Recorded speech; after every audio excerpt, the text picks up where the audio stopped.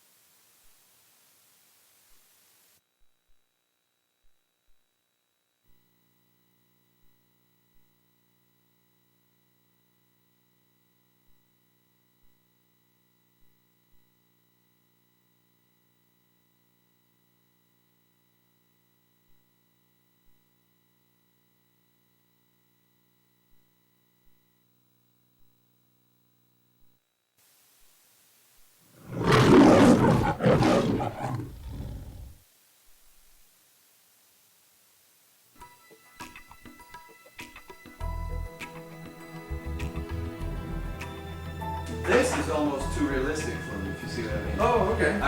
It's nice. I mean, that would be great, but I would love... Finding the production designer was really critical, because I wanted this movie to look and have the feel of the old science fiction movies and the old agent movies and all that. Rusty Smith is totally into pop culture and fun design. He's a great fan of old designers like Ken Adam. He also knows how to do things for the right price. And having come off of Austin Powers, I thought he was a fun choice. I know that. I've been looking for that again. I love that. Where is that? About 2 years ago, I saw a picture of the Solo Trek in Popular Mechanics. I just want to take it on a ride. Yeah. It's not done yet. They're working on it. Yeah, we should definitely do some research on that. We had to come up with a design that was not quite the Solo Trek, but with their permission would allow us to alter the design somewhat. The Solo Trek is here. What was interesting was we were able to work a lot of streamlined, sort of retro, hip aspects of the lines and the design that Harold was very excited about into this sort of more functional design of the Solo Trek. And luckily we got their permission to sort of morph the two, and clearance from the Solo Trek people to sort of, to actually incorporate that look into the film. And this one is the extended version of the camera version, which extends like so, allowing him to view the occupants of the lab. Cody has some very fashionable shoes. They're not only functional and pretty, but they do another job. They are suction cup shoes, and it allows him to walk on ceilings and walls and escape from the bad guy. So just like so. The trick was how to break up the space so it wasn't so square and boxy and like a factory. He's probably going to dress something or actually put frosted glass over it just to make it glow. Right. There was an architect that I brought to the table as an influence for Harold to look at, Calatrava, who's Spanish and does these amazing cantilevered engineered bridges and terrific sweeps and curves and angles. And we thought that if we could work that into the interior of the space, it would break it up, plus give it a certain amount of style. Good job, Rusty. So I came up with a certain arch, a sweep, which was me trying to sort of give it sort of an asymmetrical, off-center balance. It was also very exciting for me because I've always wanted to sort of blow something up, you know. I've always wanted to have a set that you could set on fire or actually see explode. And Harold took one look at it and he said, "Oh, those can be the cooling towers, and then we can blow them all up at the end of it." It was a lot of fun. When you first walked into it, and it was so immaculate and clean, and then we just destroyed it, and everything's glass and dirt and mud everywhere.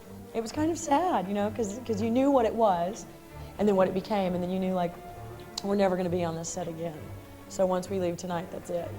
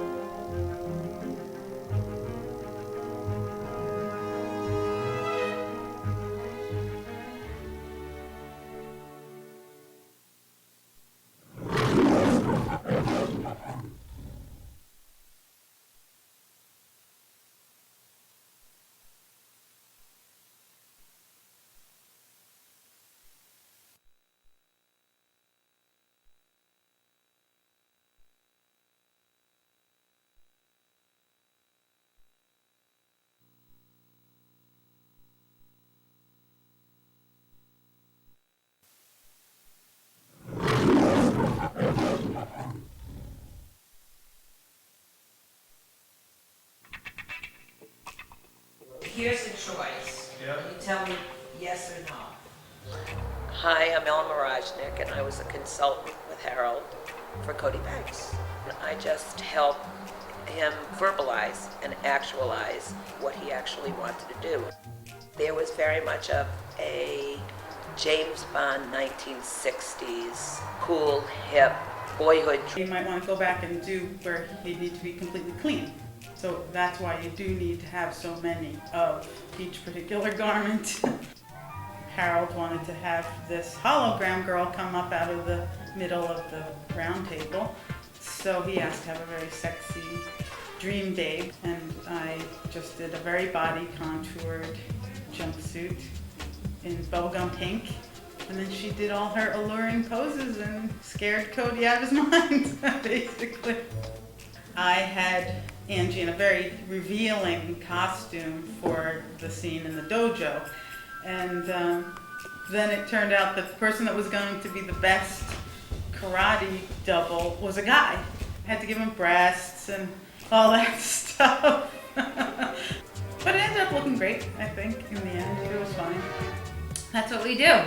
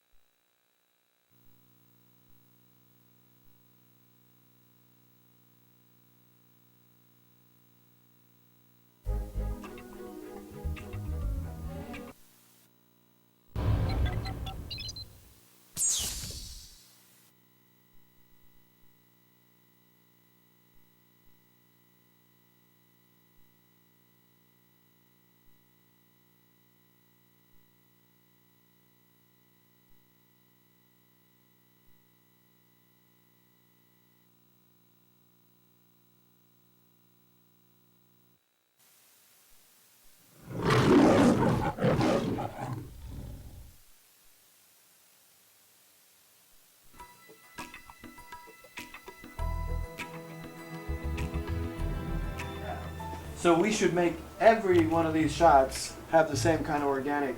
Let's try that to give this as if the cameraman has a little hard time following them up the stairs. There's two kinds of effects. You have the physical effects. Physical effects, anything that involves real elements. And then you have visual effects, which are all the stuff that you do in post-production. In the old days, you used to do all that with optical printers and everything, but nowadays you do everything inside a computer, and you have pretty much control of everything you need. So when you do, for instance, a green screen shot, like when we needed to have this mountain extended, I wanted to set up the fact that it was really high up. So of course the set wasn't high at all, but we painted the ground green, and then we put lots of black X's, or little marks on them, which then will be what they call tracking marks. Tracking mark. A mark on the green screen that the computer can lock onto in order to follow the camera movement. And then what they do is take the matte painting and they lock it into the picture.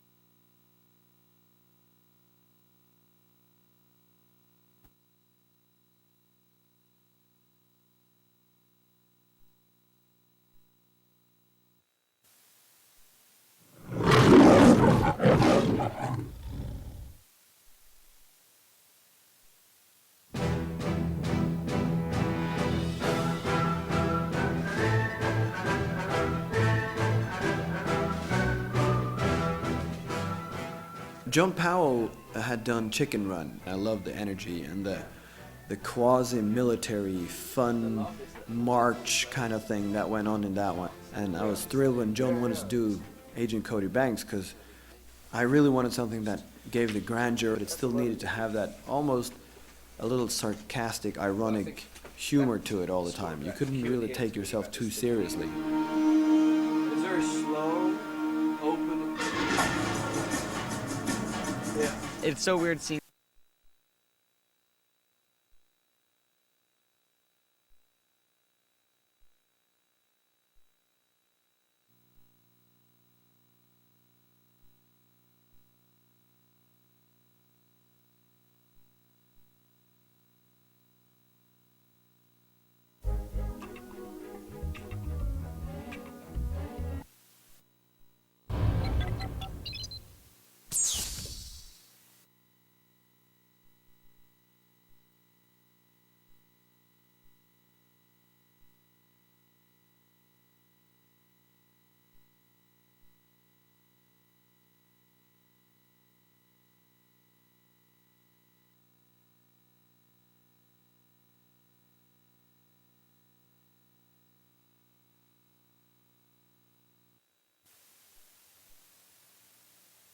When you shoot a complex action sequence, especially with the kind of budget that Agent Cody Banks was made of, you don't want to have to set off the explosives too many times, because even though explosives themselves aren't that expensive, the time it takes to set up all the explosives around the set is incredibly time consuming.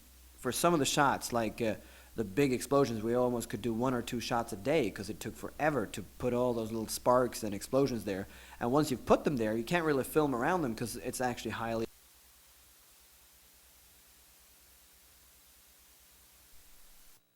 Try to cover a scene with as many cameras as you can, and then obviously you can cut between those cameras. Now, it's very hard to make sure that none of the cameras see any of the other cameras, of course, and sometimes you will have a section of your shot from one camera which is not usable because the crane or the other camera suddenly shows up, but you just have to know which sections you're going to use.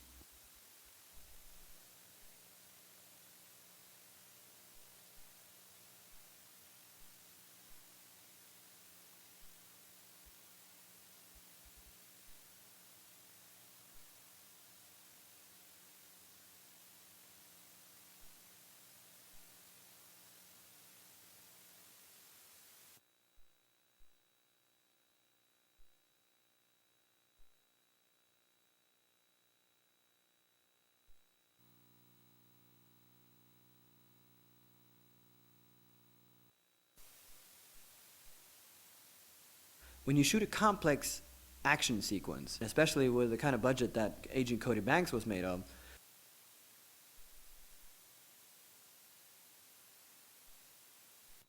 because even though explosives themselves aren't that expensive, the time it takes to set up all the explosives around the set is incredibly time consuming. For some of the shots, like the big explosions, we almost could do 1 or 2 shots a day because it took forever to put all those little sparks and explosions there. And once you've put them there, you can't really film around them because it's actually highly dangerous to walk around them. So you try to cover a scene with as many cameras as you can, and then obviously you can cut between those cameras. Now, it's very hard to make sure that none of the cameras see any of the other cameras, of course, and sometimes you will have a section of your shot from one camera which is not usable because the crane or the other camera suddenly shows up, but you just have to know which sections you're going to use.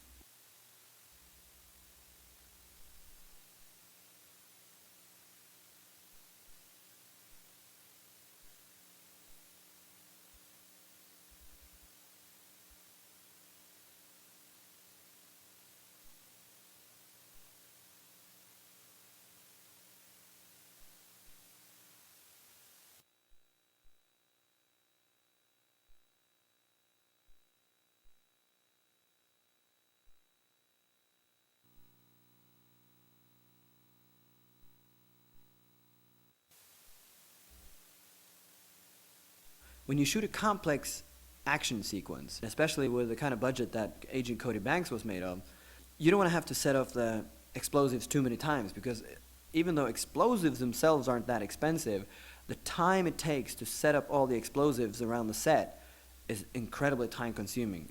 For some of the shots, like the big explosions, we almost could do 1 or 2 shots a day because it took forever to put all those little sparks and explosions there.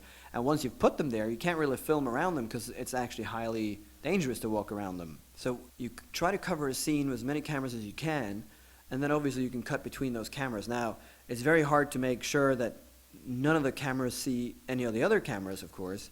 And sometimes you will have a section of your shot from one camera which is not usable because the crane or the other camera suddenly shows up, but you just have to know which sections you're going to use.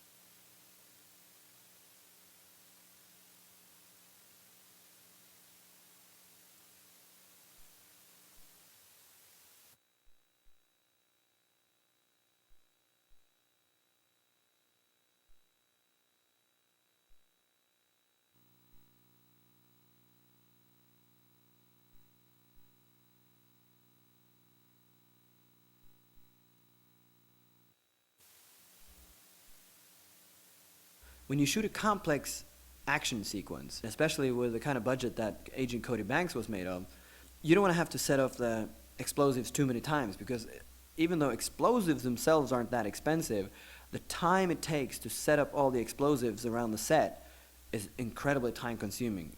For some of the shots, like the big explosions, we almost could do 1 or 2 shots a day because it took forever to put all those little sparks and explosions there.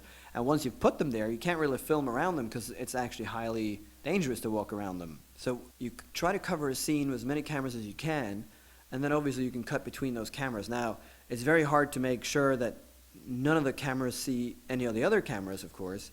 And sometimes you will have a section of your shot from one camera which is not usable because the crane or the other camera suddenly shows up, but you just have to know which sections you're going to use.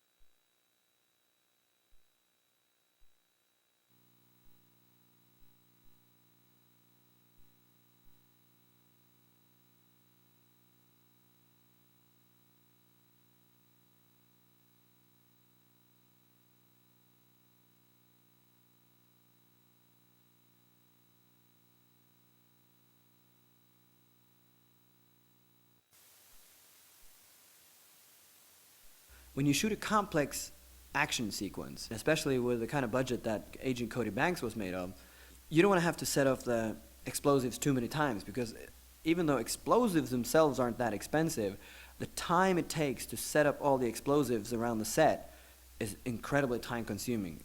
For some of the shots, like the big explosions, we almost could do 1 or 2 shots a day because it took forever to put all those little sparks and explosions there. And once you've put them there, you can't really film around them because it's actually highly dangerous to walk around them. So you try to cover a scene with as many cameras as you can, and then obviously you can cut between those cameras. Now, it's very hard to make sure that none of the cameras see any of the other cameras, of course. And sometimes you will have a section of your shot from one camera which is not usable because the crane or the other camera suddenly shows up, but you just have to know which sections you're going to use.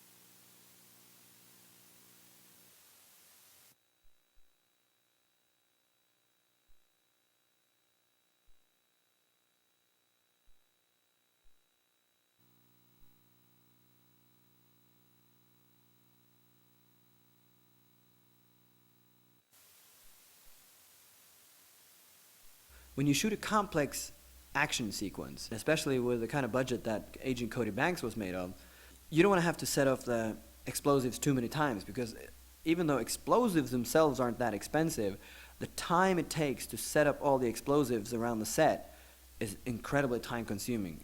For some of the shots, like the big explosions, we almost could do 1 or 2 shots a day because it took forever to put all those little sparks and explosions there. And once you've put them there, you can't really film around them because it's actually highly dangerous to walk around them. So you try to cover a scene with as many cameras as you can, and then obviously you can cut between those cameras. Now, it's very hard to make sure that none of the cameras see any of the other cameras, of course. And sometimes you will have a section of your shot from one camera which is not usable because the crane or the other camera suddenly shows up. But you just have to know which sections you're going to use.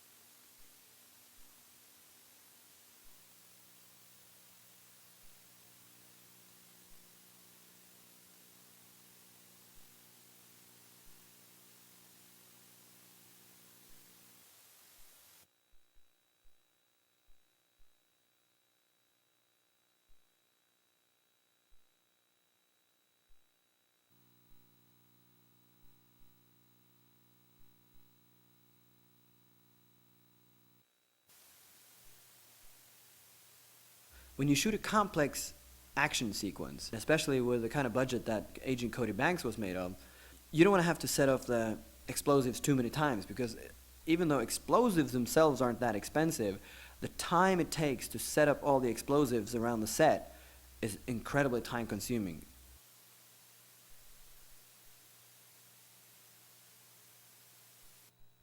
We almost could do 1 or 2 shots a day because it took forever to put all those little sparks and explosions there. And once you've put them there, you can't really film around them because it's actually highly dangerous to walk around them. So you try to cover a scene with as many cameras as you can, and then obviously you can cut between those cameras. Now, it's very hard to make sure that none of the cameras see any of the other cameras, of course. And sometimes you will have a section of your shot from one camera which is not usable because the crane or the other camera suddenly shows up. But you just have to know which sections you're going to use.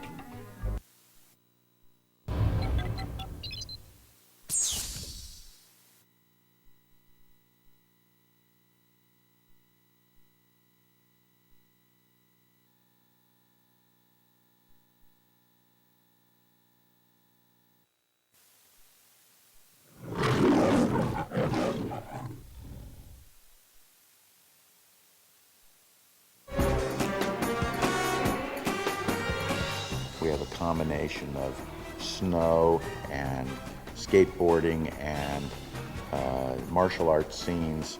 We've got incredible pyrotechnics, snowmobiles driving through explosions, skateboarding after a runaway car, practically smashing into a passing train.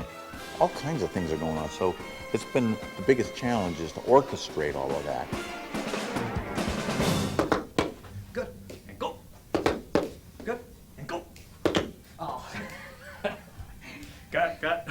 Oh, I broke my finger there. I had to take martial arts when I was about 8. I didn't remember any of it. And then when I got here, I really only had maybe about 16 days of training, which isn't a lot, you know. And I went in and luckily I can do most of this stuff, you know, so they don't have to use the stunt double it all the time. That's how it's gonna look good, you know, that's when it's gonna be the best, is when they can actually see and it looks real. Yeah. To dry humor and remain aloof.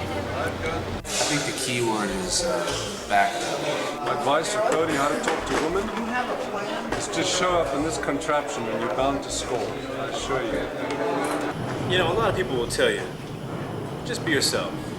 Be yourself. Just be yourself and relax. And try not to say anything too stupid. I love horses. What a freak. Well, it's obvious Cody's getting nowhere being himself. Are those books? You have the right Latin moves, that's gonna pick up any chick. I'll just give you a little taste. My name is Cody. Banks, that is. I work for the CIA. Truthfully, I think I'm worse than Cody is. I just be myself and don't worry about it. I think girls like that. Maybe I'm wrong, but we'll see.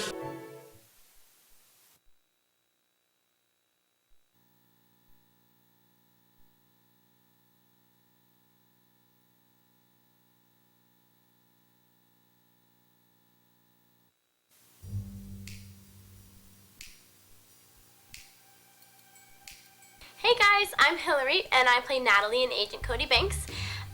Natalie's character in the movie was really into like makeup and hair, so if you want some cool tips, here we go. In the movie, I wore Armani, that was Luminous Foundation, number 4. Lots of blush and stuff like that. Lots of sheer makeup too, because that's what looks better on camera. Contouring makeup, which is like on your cheeks and your nose and stuff, is number 0, and it's like sheer fluid. It's really cool. All their makeup is really light and pretty. And on the eyes, number 27, it's kind of like a lavender color. Then we use this really cool mascara called Kiss Me, and it's really creepy when you first get it. It makes little tubes around your eyelashes, so when you wash your face, you think your eyelashes are falling out, but they're really not. Also, to make your lips look bigger, you can use a little bit of lip liner. Let's see, we used a Chanel Nude lip liner with Armani Sheer Lipstick, number 2. In the movie, we use lots of little tricks, like there's all sorts of colors that can make your eyes look different colors. Like I have green eyes, so we would use purple to bring out the green. Also, contouring is very important. If you want to make your face look very defined, you put like it on the sides or like on your nose or something like that. It makes your face look like it has lots of definition. In Agent Cody Banks, we didn't wear too much makeup, except for the party scene, we got to jazz it up a little bit. So for day to day, it's usually good to stick with just a little bit of makeup, because a little bit goes a long way. So there's some good tips, and I hope you guys have fun. Bye.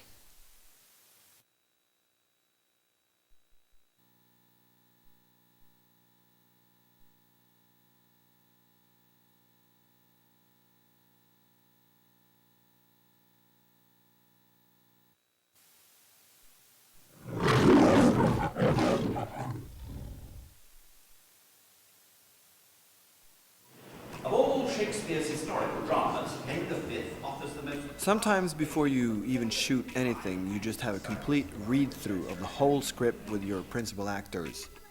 One person reads all the stage direction that happens between the dialogue, and then the actors sort of just read through their dialogue, not necessarily with a lot of energy, they just read through it so you once have heard the whole script read. And a lot of things are revealed in terms of things that don't work or things that are funnier than you thought it would be, or vice versa. I really need to get my license too, because my dad is much for driving me around. pause, Cody realizes this is an opportunity. Why? Is he busy with something? You know, Cody, you make an awful first impression and a horrible second impression. You know, Cody, you make a really bad first impression and a terrible second impression. But the third time, it's really good. Look, I know that's kind of short notice, but I'm having a birthday party this weekend. I'd love to see you there. I'm having a birthday party this weekend, and I'd love to. Great. Yeah, sure, definitely. I'll see you there. Interior Cody's room, seconds later, Cody is frantically on the normal phone. Please, the director's gotta talk to me. It's important. Well, what about Veronica Miles? Can you track her down? His face falls, Cody slams down the phone. He turns to Alex. I have to go. Are you crazy? You can't leave the house. You're grounded. A moment of total frustration, Cody knows he's right. Cody racks his brains and he gets an idea. He clutches Alex, dropping his voice into an intense, dramatic hush. Alex, how would you like to be a junior? What's in it for me?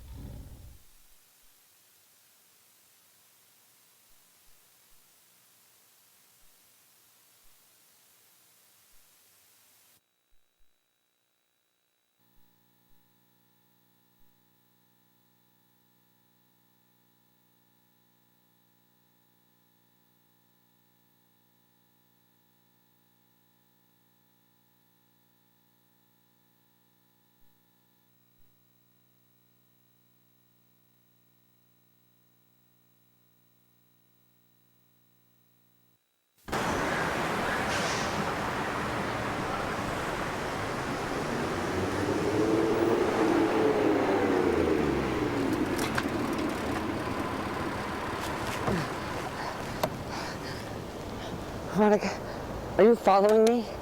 Get used to it. 73 Dino. Sweet. Yeah. And after today's performance, you won't be getting in a car for a very long time. Come on, give me a break. You almost blew your cover with that car stunt you pulled today. I mean, I spent years trying to hide my secret, and now I can actually use my skills, and I get yelled at. I am not yelling. Hey, take it easy. Hey, I have a gun. Seems like someone has some anger management problems. I do not. Who told you that? This is all becoming clearer. What? Come on. An attractive 30-something. Late 20-something. Super smart agent gets stuck watching some kid. Seems like a punishment. And, by the way, you're getting a ticket.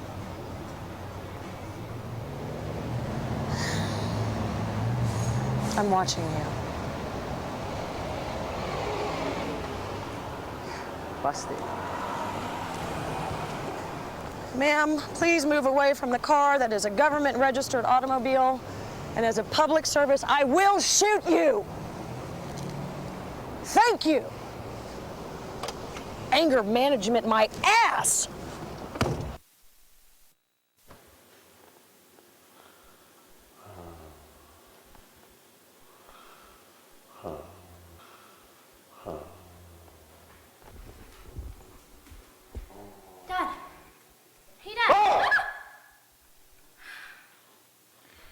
I found a recipe on the back of the cereal box, but we ran out of milk, so I used some orange juice. That's very scientific. I guess it runs in the family.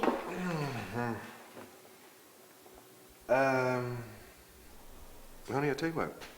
Why don't you put that in the fridge and I'll eat it later. I got a lot of work to do. You don't like it? No, but it looks delicious.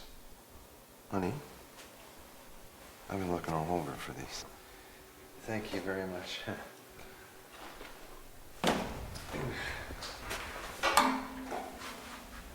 Dad, why are you working for those guys? Because they're the only ones who will fund my research. Well, I'm not sure it's worth it. Worth it, honey? Nanotechnology has the potential. I know. Nanotechnology has the potential to save the planet. Yeah. Dad, get some sleep. Then you can save the planet. And, you're not gonna be down here for my birthday party, right? Oh, no.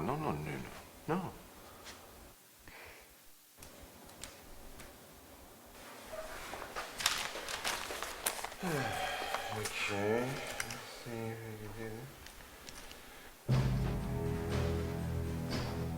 Good evening, Doctor. Does anybody knock around here? How's our project coming? Have you programmed the nanobots? I'm struggling with it. You see, at higher temperatures,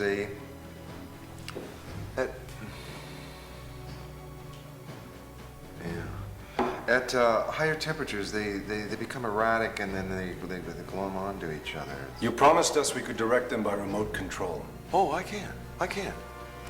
And I will. Listen, it's my daughter's birthday Sunday, and I was hoping that maybe we could all get together at the end of next week. Mr. Brinkman arrives on Sunday. We want the demonstration then.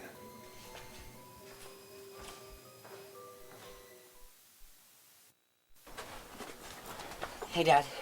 Hey, where have you been? Just out saving the world. Oh, that's nice. I'm glad somebody's doing that. Hey, you okay? Dad, before Mom, did you have a lot of girlfriends? Me? Girlfriend? Oh, yeah. Yeah. No, not really. No, I'm exaggerating. I know, we all do. Yeah. I couldn't even speak to a girl. So how'd you get Mom to go out with you? That was, thanks. Yeah, your mom, that was luck. You know, she used to ride around town in this cute little bike, and I'd always see her when I was driving in my car. I hit your mother with my car. You ran over Mom? Well, yeah, I mean, mostly her bike, but, I ran over to see if she was okay, and once I had that beautiful head in my hands, I told her I wanted to take care of her. Great. So you're saying in order for me to get a date with a girl, I have to run her over in a car? No, Cody, I'm saying you can't force these things. You know, when you stop thinking about love, that's when it's gonna fall into your lap. Okay?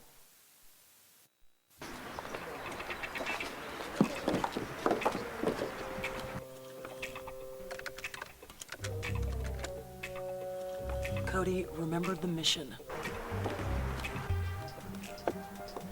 Thank you.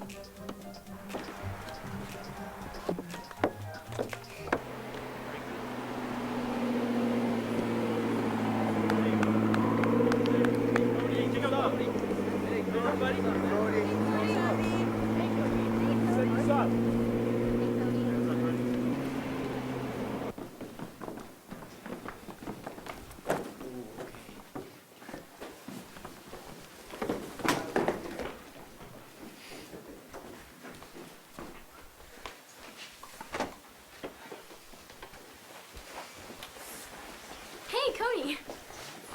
Hey, Natalie. So, guess where I just was? I give up. Gymnastics. I took your advice about having more fun. Well, good for you. I should get going. Hey, Cody, Thanks for my necklace. I love it. You must get tons of them. Not like this.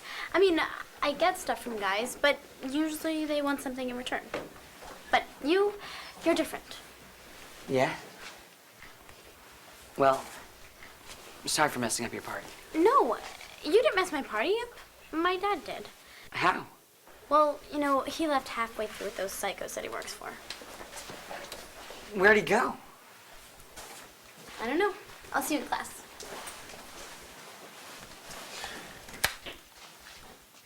Veronica, Cody, Dr. Connors is gone. Call me back.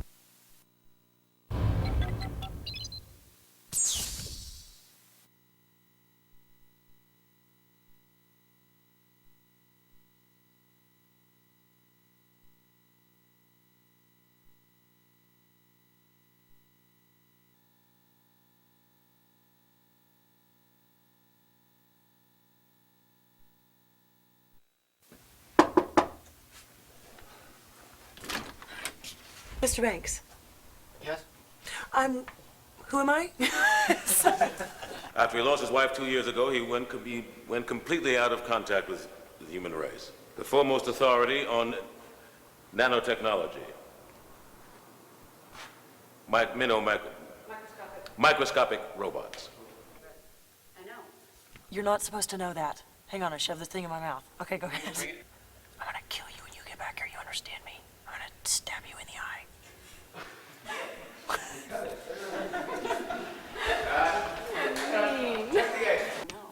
You're not supposed to know that. Did that look like a seizure instead of a take? I hate this kid. I really do. That was awful. Oh.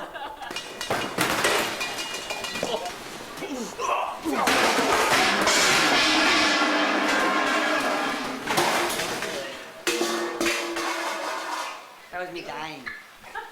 No place for a gun in there, right? Oh, I have places. Where You is do? my... Sorry. Excuse me? You? Sorry. Let's pick it up from youth of today. This isn't exactly what I signed up for when I... This isn't exactly what I had in mind when I signed it.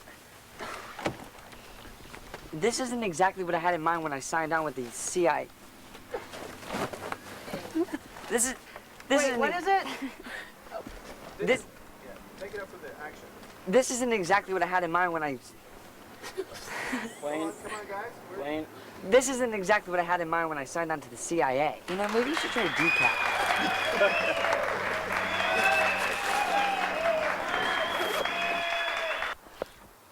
What is that? I told you to get something from the... Conversation breaker? Yeah.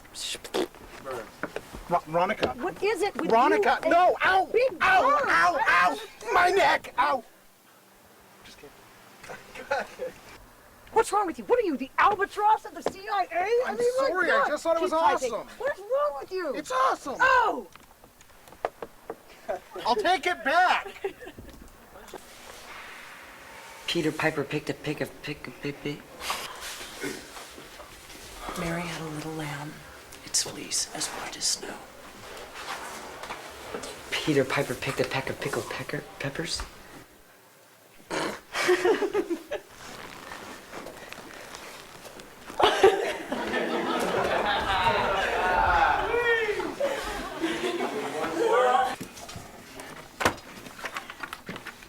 Hi.